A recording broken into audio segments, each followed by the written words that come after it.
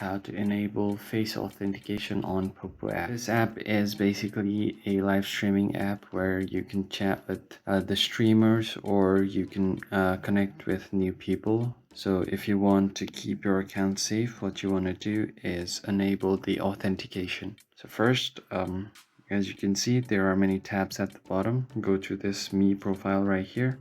This will open up your profile. And from here, what you want to do is go to this section right here. Here you can see different icons, and at the very last, it is the authentication icon. Just tap on it, and from here you can do face authentication and even bind a phone, so it will send the OTP to your mobile number. But if you want to enable face authentication, just tap on go, and you just have to follow these instructions.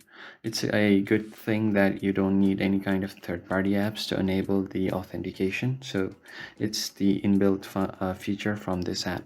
So you just have to upload a clear photo of yourself first.